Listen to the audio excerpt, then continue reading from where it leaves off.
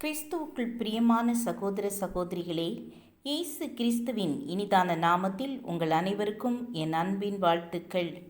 இன்றைய தினம் உங்களுக்காக கொடுக்கப்பட்ட வேத வசனம் பிலிப்பியர் 3:14 கிறிஸ்து இயேசுவுக்குள் தேவன் அழைத்த பரம அழைப்பின் பந்தய பொருளுக்காக இலக்கை நோக்கி தொடர்கிறேன்.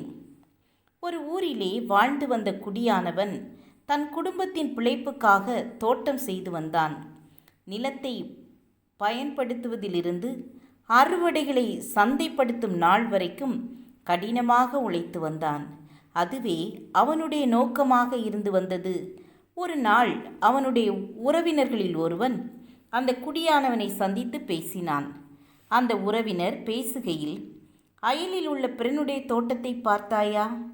எவ்வளவு செழிப்பாக காட்சியளிக்கின்றது என்று பிறனுடைய தோட்டத்தை பற்றி பேசிய பின்பு தன் வழியே போய்விட்டான். தானும் தன் வேலையுமாக இருந்த குடியானவனின் மனதிலே இப்போது பிறனுடைய தோட்டத்தை பற்றிய வித்து விதைக்கப்பட்டது. சில நாட்களாக அவன் பிறனுடைய தோட்டத்தை அதிகமாக நோக்கி பார்க்க ஆரம்பித்ததால் இப்போது அவன் முகநாடி வேறுபட ஆரம்பித்தது.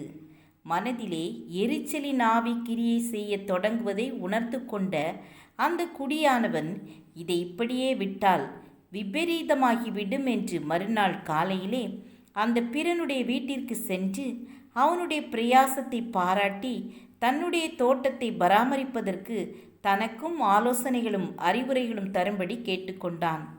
நம்முடைய வாழ்க்கையிலும் பிரதானமான ஒரு நோக்கம் உண்டு.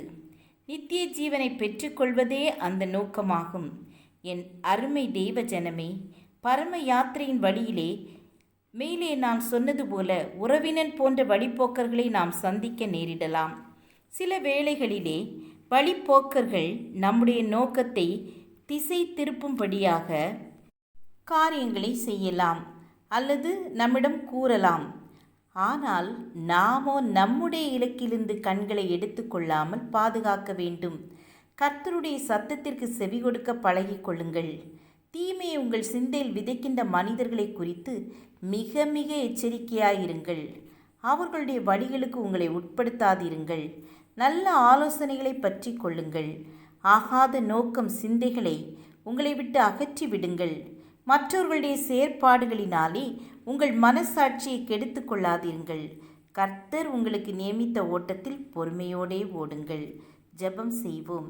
கிருபையும் இரக்கம் நிறைந்த கர்த்தாவே, நாங்கள் நித்திய ஜீவனை பெற்றுக்கொள்ளத்தக்கதாக ஓட எங்களுக்கு உதவி செய்ய.